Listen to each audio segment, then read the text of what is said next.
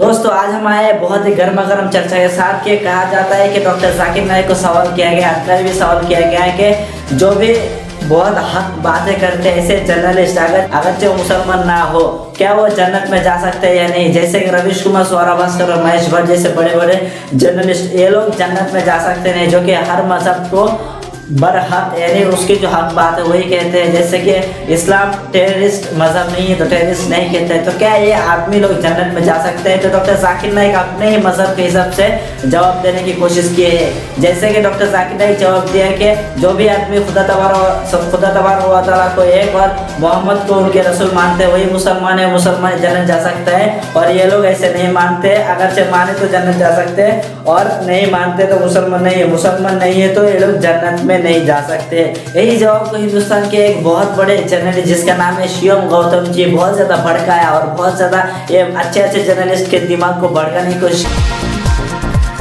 तुष्टि करने में आप कितने भी बन लो नीच, जहन्नुम की आग से फिर भी न बच पाओगे।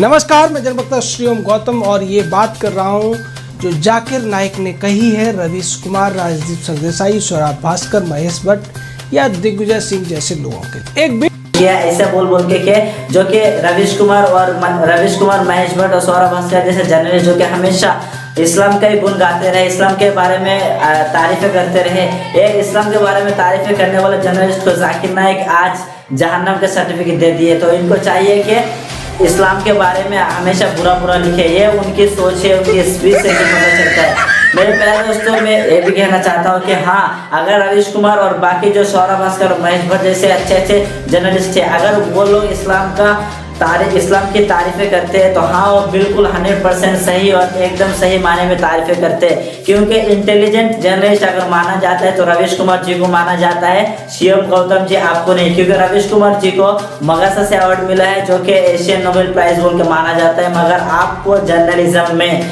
मगासा से अवार्ड नहीं मिला। इसका मतलब ये है कि आप हमेशा अपना बुद्धि लोगों को भड़काने में खटाते हैं, लोगों को भड़काने में इस्तेमाल करते हैं, मगर रवीश कुमार जी हमेशा हमारे देश हिंदुस्तान की सुकून और सलामती पर अपने दिमाग लगाते रहते हैं, अपने दिमाग इस्तेमाल करते हैं। तो आपको समझना चाहिए कि रवीश कुमार जी और महेश भट्ट, स्वरा भास्कर जी जो काम कर रहे हो हिंदुस्तान को आगे बढ़ाने के लिए कर रहे हैं, मगर आपको संभालना चाहिए, आपको दूसरे मजहब की कदर करना चाहिए। क्योंकि डॉक्टर जाकिर नाइक ने जो जवाब दिया है वो अपने कानून के हिसाब से दिया है, किसी को खास टारगेट करते हुए नहीं दिया। शिवम गौतम जी भी कहता है कि डॉक्टर जाकिर नाइक राजीव गांधी ट्रस्ट में 50 लाख रुपया डोनेट किया है। हाँ, मैं यही कहना चाहता हूँ कि डॉक्टर जाकिर नाइक ने बिल्कुल सही कहा। आपके बोलने का मतलब यही है ना गौतम जी के, डॉक्टर जाकिर नाइक बीजेपी यानी मोदी जी के ट्रस्ट में या तो बीजेपी के कोई नेता के ट्रस्ट में क्यों नहीं दिया। हाँ, मैं आपको क्लियरली बता देना चाहता हूँ कि जिस ट्रस्ट को डॉक्टर जाकिर नाइक ने 50 लाख रुपया डोनेट किया था उस ट्रस्ट में डॉक्टर मनमोहन सिंह थे जो कि हमारे एक्स प्राइम मिनिस्टर है। डॉक्टर मनमोहन सिंह ने हिंदुस्तान के जीडीपी को 9 तक के पहुंचाया था, मगर आपके सरकार और हमारे सरकार प्राइम मिनिस्टर नरेंद्र मोदी जी ने हमारे हिंदुस्तान के जीडीपी को 9 से लेकर 6 तक के पहुंचा दिया। और वो अपने ऊपर लगे गुजरात दंगे फसाद का इल्जाम हटा नहीं पा रहा है, तो लोगों का फंड और ट्रस्ट कैसे संभालेगा। गौतम जी डॉक्टर जाकिर नाइक पर इल्जाम लगा रहा है कि दिल्ली में जो हुए फसाद, सीए और एनआरसी के खिलाफ प्रोटेस्ट करते वक्त के बहुत सारे लोग आके गरीबों के घर में घुस के लूट मार किया, उनके घर लूटा, उनके बहुत सारे मस्जिद थे उनके मीनार पर चढ़ के मीनार को तोड़ने की कोशिश किया। क्या आप उस वक्त नहीं देखे? क्या आपके जर्नलिज्म के कैमरा खराब था कि एक आदमी ने खुद का सेल्फी कैमरा चालू करके वीडियो किया जय श्री राम के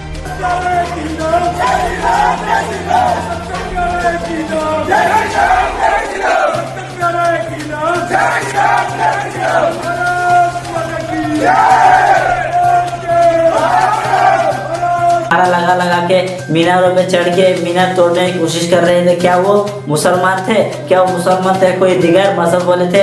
इसीलिए बोल रहा हूँ, अगर आपको सही रिपोर्ट करना है तो सही रिपोर्ट कीजिए, दूसरों को इस मासूम जर्नलिज्म के नाम पे मत भड़काइए, नहीं तो आप बहुत बुरे दिन देखेंगे।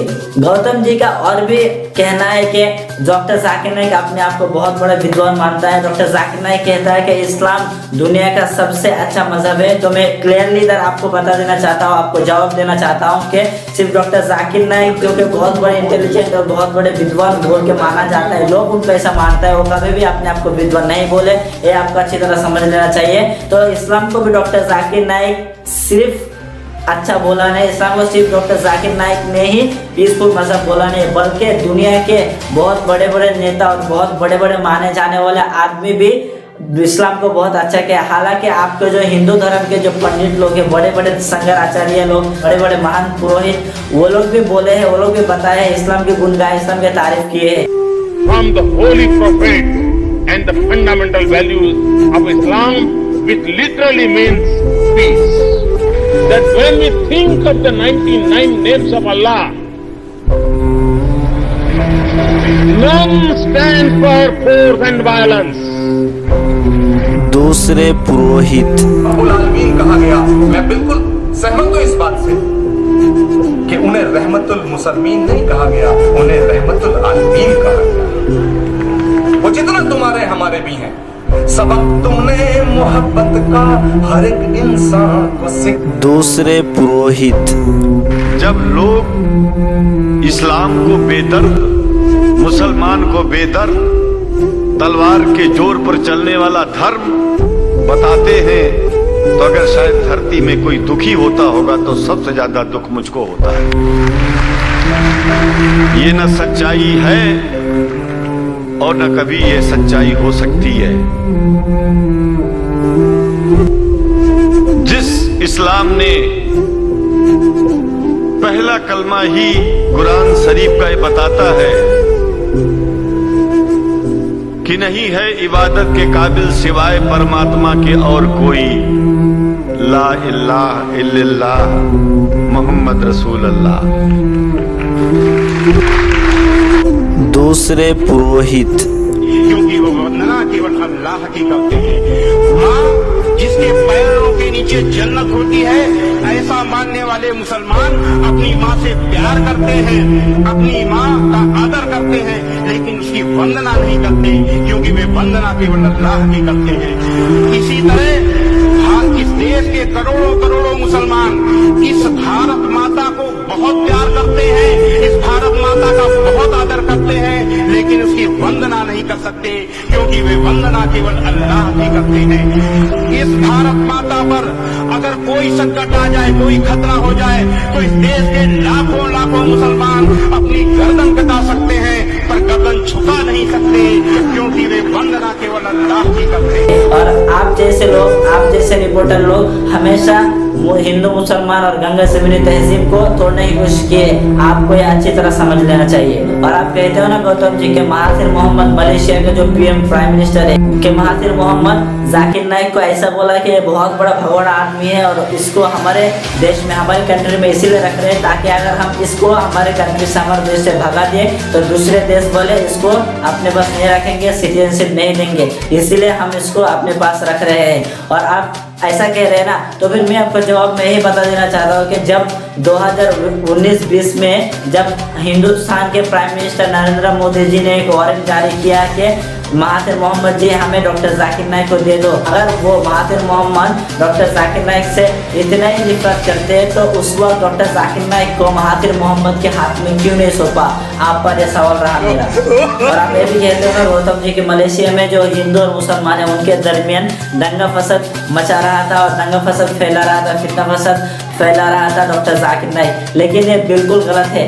अगर आप अगर कॉमन सेंस से भी सोचे, अगर आपका साधारण ज्ञान है, साधारण ज्ञान से भी अगर सोचे कि डॉक्टर जाकिर नाइक अगर वहाँ हिंदू और मुसलमान के दरमियान दंगा फसाद करने में लगे रहे थे, तो फिर महाथिर मोहम्मद के कानून में एक कानून है कि अगर इधर कोई कम्युनिटी के दरमियान झगड़ा फसाद फैलाने वाली स्पीच कर रहा है या फैलाने वाली बातें कर रहे हैं, तो फैला रहा है या तो दंगा फसाद मचा रहा है, तो उसको हमारे देश के सिटीजनशिप उस आदमी से छीन लिया जाएगा। तो फिर अब तक डॉक्टर जाकिर नाइक से मलेशिया की सिटीजनशिप क्यों नहीं छीनी गई? मेरा सवाल रहा आप पर।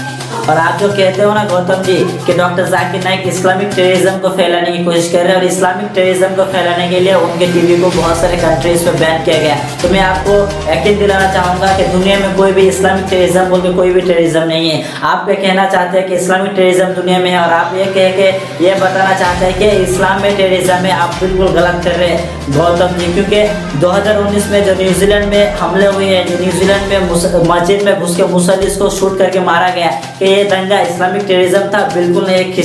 एक क्रिश्चियन इस आदमी पर, इस मुसल्लिस पर शूट किए थे, शूट करके उनको मारे थे। ये दंगा एक क्रिश्चियन आदमी की तरफ से था, मगर हम कह नहीं सकते कि एक क्रिश्चियन टेररिज्म है, क्योंकि क्रिश्चियन टेररिज्म कहने से पूरे क्रिश्चियन मजहब चले आता है और हम नहीं चाहते हैं कि एक आदमी की वजह से पूरे मजहब को बदनामी करे। मगर आप ये सब करने की कोशिश कर रहे हैं और आप बार बार बोल रहे हैं कि इस्लामिक टेररिज्म, इस्लामिक टेररिज्म। इस टेररिज्म आप एक बार समझ के रख लीजिए कि टेररिज्म का कोई भी मजहब नहीं होता है और इस्लामिक टेररिज्म तो दूर की बात है।